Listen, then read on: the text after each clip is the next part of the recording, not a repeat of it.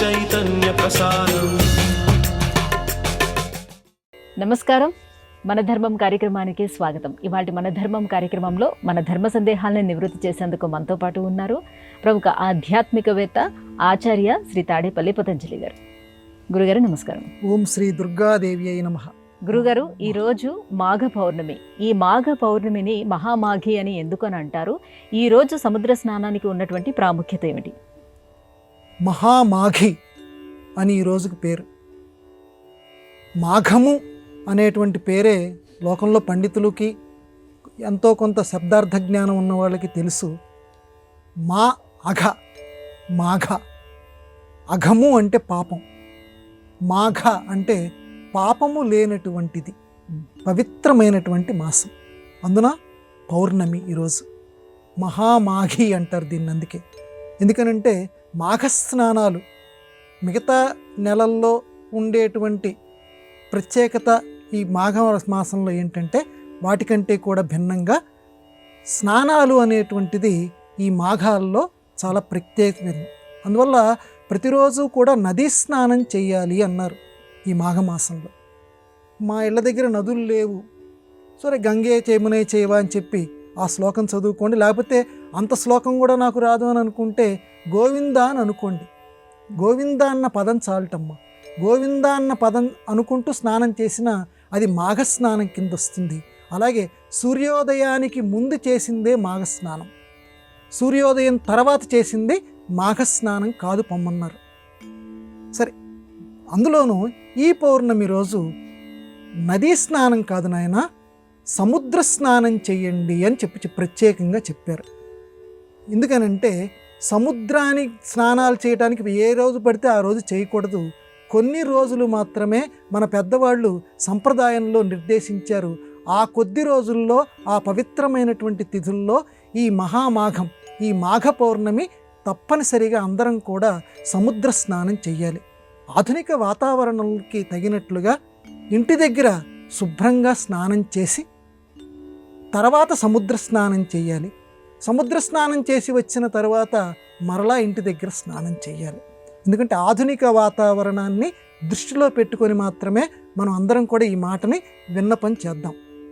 అయితే సముద్ర స్నానం ఎందుకు చెయ్యాలి అని అంటే, ఈరోజు సముద్రం ఉత్తుంగ తరంగాలతోటి చంద్రుడి పట్ల అభిమానాన్ని ప్రదర్శిస్తూ ఉంటుంది.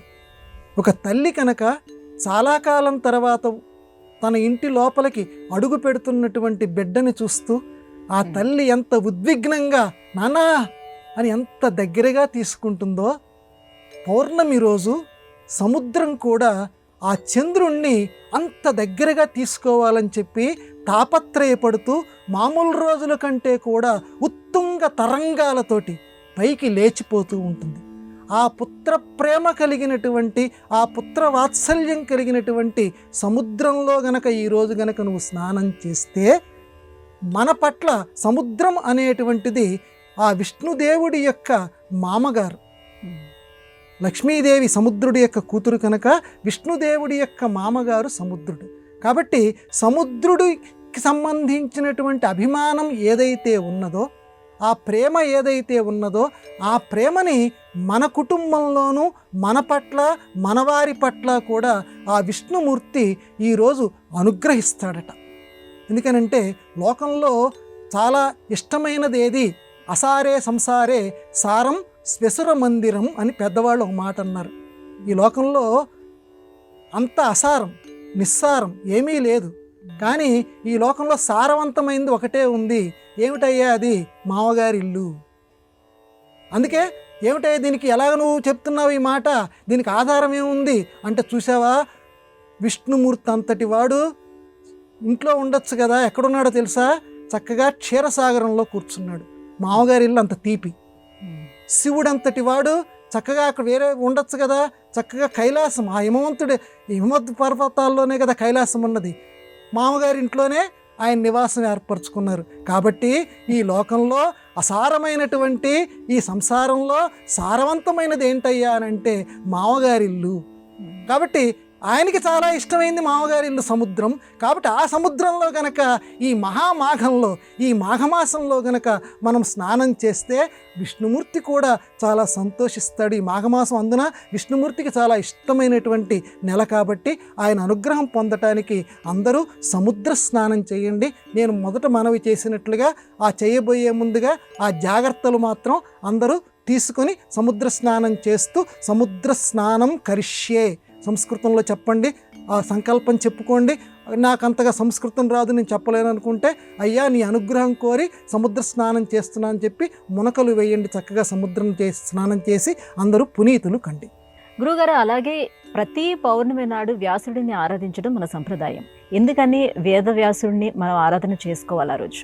వ్యాసం వసిష్ఠనప్తారం శక్తేః పౌత్రమకల్మషం పరాశరాత్మజం వందే సుఖతాతం తపోనిధిం.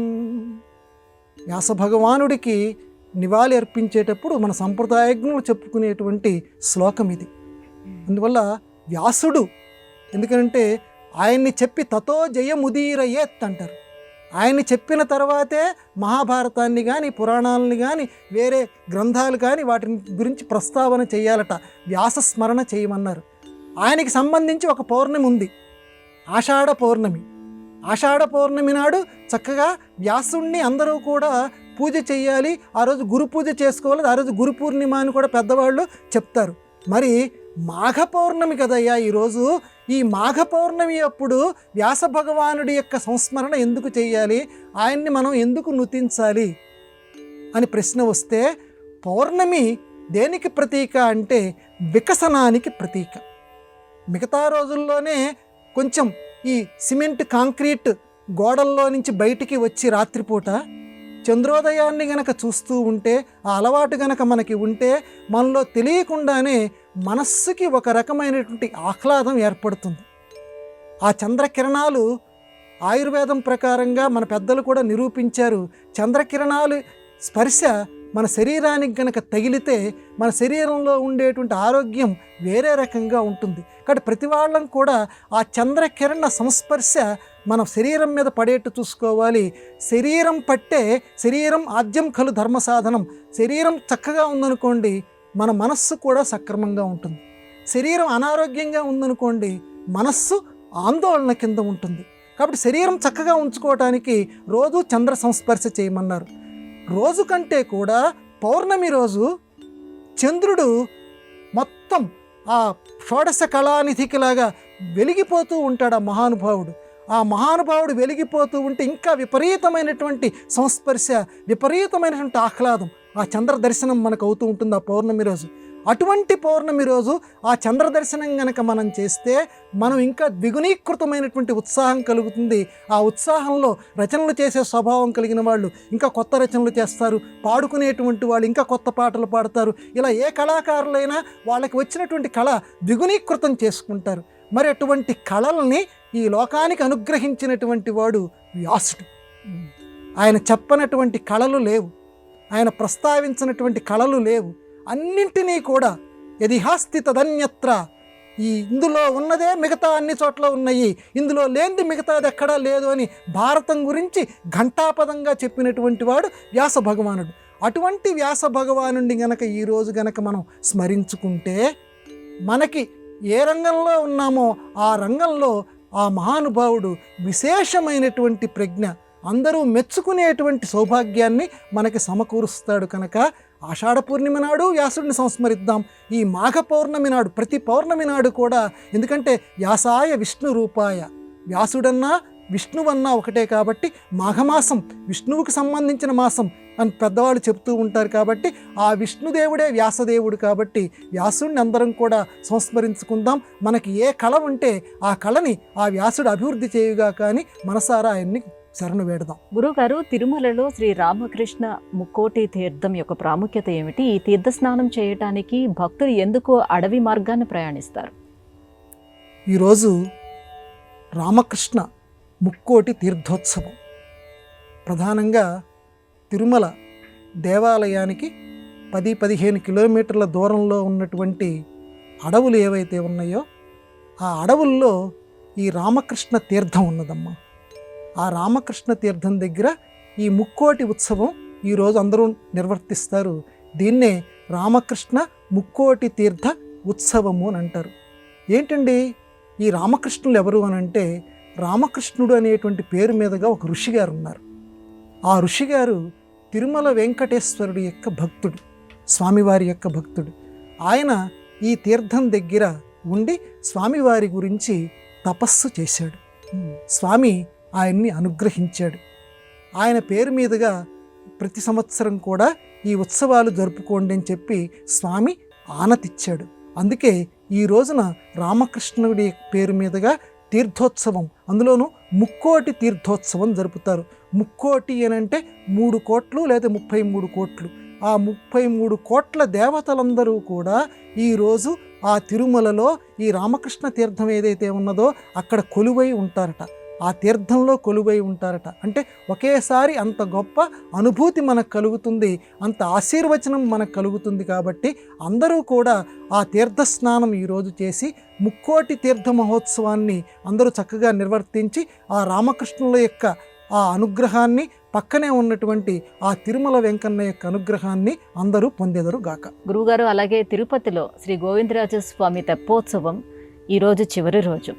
అయితే ఈ తెప్పోత్సవాలు 7 రోజుల పాటు కొనసాగించడంలో అంతరం ఏమిటి? తెప్పోత్సవము లేకపోతే మన సంస్కృతంలో చక్కగా చెప్పుకోవాలంటే ప్లవోత్సవము.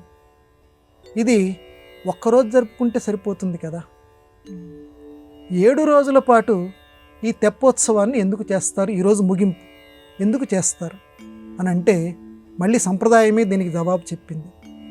మనం ఏ పూజ చేసినా, ఏ కార్యక్రమం మనం చేసినా, ఏ సంప్రదాయ ఆరాధన చేసినా 7 రోజులే చేస్తాం. అదేంటండి, 8వ రోజు చెయ్యం. ఆది, సోమ, మంగళ, బుధ, గురు, శుక్ర, శని. ఎన్ని రోజులు? 7 రోజులు. మళ్ళీ ఆదివారం. కాబట్టి ఏ పూజ చేసినా సరే 7 రోజులే. 7వ రోజు తప్పించి మళ్ళీ 8వ రోజు అంటూ కొత్తగా అంటూ ఏముండదు. జీవితంలో ప్రతి వాళ్ళం కూడా 7 రోజుల్లో ఏదో ఒక రోజు చేయవలసిందే. కాబట్టి ఈ జీవితానికి ఈ 7 రోజులకి చాలా సంబంధం ఉంది. అందుకే 7 జన్మలు 7 జన్మల బంధం, 7 అంతస్తుల మేడ. కాబట్టి ఇలా 7 అనేటువంటిది మన జీవితాల అందరిలోకి అది పెనవేసుకొని పోయినటువంటి పదబంధం. 7 జన్మల బంధం అంటారు భార్యాభర్తల బంధాన్ని. 6 జన్మల బంధం అనరు, లేకపోతే 8 జన్మల బంధం అనరు. ఈ 7 అనేది దీనికి సంబంధించి ఏర్పడింది, ఆది నుంచి శనివారం వరకు. అందుకే వారాలు కూడా 7. కనుక ఈ 7 రోజుల పాటు తెప్పోత్సవాలంటే, స్వామి ఏ రోజు ఆదివారం నుంచి శనివారం వరకు జీవితంలో ఈ 7 రోజులు నిన్ను ఎందుకు స్మరించుకుంటున్నాను అని అంటే, ప్రతిరోజు కూడా నీ సంస్మరణ. దానికి ప్రతీకగా 7 రోజుల పాటు మీ ఉత్సవాలు మేము చేస్తున్నాం తిరుమల వెంకన్న. ఈ 7 రోజులతోటి మేము సరిపెట్టం. మిగతా సంవత్సరంలో వచ్చేటువంటి రోజులన్నింటినీ కూడా మళ్ళీ ఈ 7 రోజులే వస్తాయి కదా. మళ్ళీ శనివారం అయిపోతే మళ్ళీ ఆదివారం నుంచి మళ్ళీ 7 రోజులు. కాబట్టి ప్రతిరోజు కూడా ఓ గోవిందరాజస్వామి నీ పేరుని మేము తలుచుకుంటాము. గోవిందరాజాయ తుభ్యం నమః. ఓ గోవిందరాజా, అదిగో ఇదిగో కూర్చున్నాడు గోవిందరాజు. అన్నమాచార్యుల వారు అంటారు, ఇదిగో కూర్చున్నాడు. ఆయన పరవశించిపోతాడమ్మా అన్నమయ్య. నిజంగా ఆయన వచ్చి అక్కడ కూర్చున్నాడట. గోవిందరాజు ఇలాగ వచ్చి, అన్నమయ్య ఏం చెప్తావయ్యా అన్నట్లుగా అన్నమయ్య వైపు చూస్తున్నాడట. ఇదిగో కూర్చున్నాడు గోవిందరాజు అంటాడు.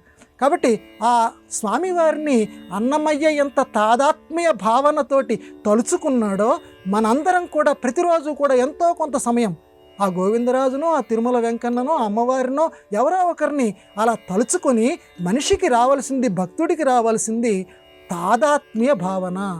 నాలిక చివరి నుంచి దైవనామస్మరణ కాదు, తాదాత్మ్యం.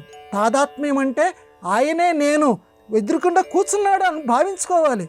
కూర్చున్నాడు, ఆయనకి నేను నైవేద్యం పెడుతున్నాను, ఆయన తింటున్నాడు అని చుట్టూ ఉన్నటువంటి దాన్ని మర్చిపోగలగాలి. నవ్వుకుంటున్నా సరే నవ్విపోదురుగాక నాకేటి వెరపు అన్నాడు దేవులపల్లి కృష్ణశాస్త్రి గారు. నవ్విపోదురుగాక, నాదైన భావన నాదిగాన. కాబట్టి మనం భక్తి భావంలో ఉన్నాం, స్వామిని ఆరాధించుకుంటున్నాం. ఒక్క నిమిషమైనా ఆ తాదాత్మ్యత మనం పొందగలగాలి. అది అన్నమయ్య కీర్తనలో అయినా, ఇతర మన సంప్రదాయ గ్రంథాల్లో అయినా మనం గ్రహించవలసింది. కాబట్టి 7 రోజులు ఎందుకు జరుపుతారంటే, ఈ 7 రోజులు సంవత్సరంలో వస్తూనే ఉంటాయి కాబట్టి ప్రతిరోజు కూడా ఆయన ఆరాధన చెయ్యాలి అనేటువంటి ఒక ప్రతీకాత్మక భావనతోటి. గురువుగారు, స్వామి అద్భుతానంద ఎవరు? రామకృష్ణ పరమహంస శిష్యులలో ఈయనకున్నటువంటి ప్రత్యేక స్థానం ఏమిటి? చక్కగా లాల్కూట్ మహారాజ్ అసలు పేరమ్మ, అద్భుతానంద గారి యొక్క అసలు పేరు. కానీ వివేకానంద స్వామి ఈయనకి, ఈ లాల్కుట్ మహారాజు గారికి అద్భుతానంద అని పేరు పెట్టారు. ఎందుకనంటే ఈయనకి ఏమీ నిరక్షర కుక్షి, అంటే పొట్ట పొడిస్తే అక్షరం ముక్క లేదు, ఏమీ తెలియదు. కానీ ఆయనకు ఉన్నదంతా రామకృష్ణుల వారి మీద, దైవం మీద విపరీతమైన భక్తి. అంతకంటే గొప్పతనం ఏముందమ్మా? ఎంత చదువుకున్నా చిట్ట చివరికి గమ్యస్థానం అదే కదా. కాబట్టి విపరీతమైన భక్తి, ఆయనకున్నంత భక్తి ఈ రామకృష్ణుల యొక్క శిష్యుల్లో ఎవరికీ లేదు. అది చాలా అద్భుతం. అందువల్ల ఆయన చర్య, ఆయన మాట చాలా అద్భుతంగా ఉండేది. ఆయన పొందేటువంటి ఆనందం కూడా చాలా అద్భుతంగా ఉండేది. అందుకే వివేకానంద స్వామి ఆయనకి, ఆ లాల్కోట్ మహారాజు గారికి అద్భుతానంద స్వామి, అద్భుతానంద, అద్భుతమైన ఆనందం. ఎందుకంటే రామకృష్ణ అని పేరు వచ్చిందనుకోండి, చూసేవాళ్ళందరూ ఆయన పిచ్చివాడు అనుకునేవారు. నా రామకృష్ణ వచ్చావా నువ్వు, అదిగో కూర్చున్నావా, అదిగో నా రామకృష్ణ అని చెప్పి రామకృష్ణ భజనలో మునిగిపోయేవాడు. ఇక పక్కవాడు ఏం మాట్లాడుతున్నా పట్టించుకునేవాడు కాదు. అంటే అంత తీవ్రమైన తాదాత్మ్యంలో ఆయన మునిగిపోయేవాడు. కాబట్టి అంత భక్తి శ్రద్ధలు రామకృష్ణుని మీద ఈయనకు ఉండేవి. కాబట్టి అద్భుతానంద స్వామి కింద ఆయన ప్రఖ్యాతి పొందాడు. ఆయన సంబంధించినటువంటి జయంతి ఈరోజు. కాబట్టి అద్భుతానంద స్వామి కూడా మనందరినీ ఆశీర్వదించుగాక. గురువుగారు, ధర్మము సత్యము ఈ రెండిటి మధ్య ఉన్నటువంటి సంబంధం ఏమిటి? ఈ రెండిట్లో దేనికి ప్రాముఖ్యత ఎక్కువ ఉంది? ధర్మం వేరు, సత్యం కొమ్మ. ఇప్పుడు మనం చెప్పుకోవచ్చు, ధర్మం అంటే వేరు ముఖ్యమా, కొమ్మ ముఖ్యమా అంటే ఎవరైనా సరే వేరే అనేదే ముఖ్యం అంటారు. ఎందుకంటే వేరు గనక లేకపోతే చెట్టు అనేదే లేదు కదా. కాబట్టి ధర్మములోంచి మొలిచినటువంటిది సత్యం. సత్యం కూడా గొప్పదే, సత్యాన్నాస్తి పరం ధర్మం. ధర్మానికి సంబంధించిందే సత్యం కూడా. కానీ రెండింటిలో ఏది గొప్పది? ధర్మం చాలా గొప్పది. మహాభారతంలో శ్రీకృష్ణ పరమాత్మ ఇదే చెప్పాడు, ధర్మం చాలా గొప్పది. ఎందుకంటే ధర్మంలో సత్యం పుట్టింది. ఎందుకంటే ధర్మం చెడిపోయేటువంటి పరిస్థితి వచ్చినప్పుడు అసత్యం చెప్పినా అది సత్యమే. ఇది సంప్రదాయవాదులమైనటువంటి మనందరం గ్రహించవలసినటువంటి విషయం. అశ్వత్థామ అత కుంజరహ. శ్రీకృష్ణ పరమాత్మ అందుకనే ధర్మరాజు గారిని ఆ మాట అనమన్నాడు. ధర్మం నశించిపోయేటువంటి సందర్భంలో అసత్యం చెప్పినా అది సత్యంతో సమానమవుతుంది. కాబట్టి మహానుభావ, ఇప్పుడు అసత్యం చెప్పినా తప్పు లేదన్నాడు. అలాగే అర్జునుడు, నా గాంధీవాన్ని ధర్మరాజు గారు నిందించారు, ఇప్పుడు నేను ధర్మరాజు గారిని చంపవలసిందే అని చెప్పి కర్ణపర్వంలో చెప్పినప్పుడు కూడా శ్రీకృష్ణ పరమాత్మ ఇదే మాట చెప్పాడు. అసత్యం పర్వాలేదు నాయన, కానీ ధర్మాన్ని నిలబెట్టాలి. ధర్మం నిలబడేటువంటి సమయంలో అసత్యం చెప్పినా తప్పు లేదు. కాబట్టి ధర్మము సత్యము ఈ రెండింటి మధ్య గనక తారతమ్యం గనక మనకి వచ్చినప్పుడు రెండూ ఒకటే, రెండు బాగా సన్నిహితం కలిగినటువంటివే. కానీ ప్రథమ స్థానం మాత్రం ధర్మక్షేత్రం. ధర్మక్షేత్రే కురుక్షేత్రే, సత్యక్షేత్రే కురుక్షేత్రే అనలా. ఎందుకంటే అన్నిటికీ మనకి పరమ ప్రామాణికం, సనాతన ధర్మానికి చక్కటి ప్రామాణిక గ్రంథం భగవద్గీత. భగవద్గీత అంటే మొత్తం వేదం అంతా, ఉపనిషత్తులంతా పిండి పిండి ఆ సారం అంతా మనకు అందించారు ఆ 700 శ్లోకాల్లో. కాబట్టి ధర్మము సత్యము ఈ రెండిట్లో ఏది గొప్పది అని అంటే ధర్మమే. ఒకరి ప్రాణాన్ని రక్షణ చేయవలసి వచ్చింది. అందరికీ తెలిసినటువంటి కథే. ఒక ఋషి గారు ఎవరే ఇటువైపు వచ్చారా అని అడిగితే చూసే కళ్ళు చెప్పలేవు, చెప్పేనోరు చూడలేదు అన్నాడు. తప్పించుకోవడానికి ప్రయత్నం చేయాలి. ఎందుకని నేను సత్యమే పలుకుతాను అని చెప్పి ఇదిగో ఇక్కడ దాక్కున్నాడయ్యా అని చెప్తే అక్కడ ప్రాణి చనిపోతున్నాడు. కాబట్టి ఒక ప్రాణి చనిపోయేటువంటి సందర్భం కనుక వస్తే అసత్యం చెప్పినా తప్పులేదు, అది ధర్మం. కాబట్టి అయితే ప్రతి చోటనే అసత్యం చెప్తానండి ఆ ధర్మం అని కాదు. కొన్ని చోట్ల చెప్పారు, చకిత గోకులాగ్ర జన్మ రక్షణ మందు ప్రాణవిత్తమాన భంగమందు. భాగవతంలో పోతన గారు చెప్తారు, ప్రాణం పోయేటువంటి సమయంలో, ఆపదలు వచ్చినటువంటి సమయంలో, గోవుల్ని రక్షించేటువంటి సమయంలో, వివాహాలు కుదిర్చేటువంటి సమయంలో అసత్యాలు 1-2 దొర్లినా తప్పు లేదు. అవి ధర్మంతో సమానం. కాబట్టి ధర్మం మనల్ని రక్షిస్తుంది. కానీ మిగతా చోట్ల మాత్రం అసత్యాలు మాట్లాడకూడదని చెప్పి మన సంప్రదాయమే మనకు చక్కటి భరోసాని ఇచ్చింది. కాబట్టి రెండింటిలో ఏది గొప్పది అని అంటే ధర్మమే గొప్పది. సత్యం ధర్మంలోంచి మొలిచింది. గురువుగారు, నిండు కౌరవ సభలో దుశ్శాసనుడు ద్రౌపదిని అవమానించాడు. దుశ్శాసనుడిపై భీముడు ఎలా ప్రతీకారం తీర్చుకున్నాడు? భారతంలో మనం బాగా పరిశీలన చేయవలసిన ఘట్టాల్లో ఇది కూడా ఒకటి. ఆ దుశ్శాసనుడి పేరు తలుచుకుంటేనే ఒక జుగుప్సాభావం మనకు కలుగుతుంది. నిండు సభలో ఒక స్త్రీమూర్తి యొక్క వస్త్రాపహరణం చేయాలని చూశాడు, తట్టుకోలేకపోయాడు భీమసేనుడు. అందరికీ తెలిసిందే. గుర్రు వృద్ధ బాంధవులనే కుల్సుచుండన్ మొదోద్ధురుడై ద్రౌపది నిట్లు చేసిన ఖలున్ దుశ్శాసనున్ దుర్వారమదీయ బాహు పరివర్తిత చండ గదాభిఘాత భగ్నోరు తరోరు చేయుదు సుయోధను ఉగ్ర రణాంతరంబునన్ అని చెప్పి విపరీతమైనటువంటి ప్రతిజ్ఞ చేశాడు. అటు సుయోధనుడి మీద చేశారు, ఇటు దుశ్శాసనుడి మీద కూడా ప్రతిజ్ఞలు చేశాడు. దుశ్శాసనుడిని ఏమన్నాడంటే, వీడి యొక్క విపుల వక్షస్సైవ ఆ రొమ్ముని చీల్చివేసి అందులో రక్తాన్ని తాగుతాను అని ప్రతిజ్ఞ చేశాడు. ద్రౌపదిని ఇట్లు చేసినటువంటి ఈ దుశ్శాసనుడిని మరి ప్రతిజ్ఞ చేశాడు కదా. ఒక మాట అంటే మాట మీద నిలబడాలి కదా. మరి మాట నిలబెట్టుకోవటం కోసం ఏం చేశాడంటే, ఆ యుద్ధ రంగంలో దుశ్శాసనుడిని చంపేటువంటి సమయం వచ్చింది. చంపేశాడు భీముడు. చంపిన తర్వాత ఆనాడు ప్రతిజ్ఞ చేశాను కదా, ఈ ప్రతిజ్ఞను నేను నెరవేర్చుకుంటున్నాను అని చెప్పి ఒక్కసారిగా రొమ్ము ఇలా చీల్చేశాడు.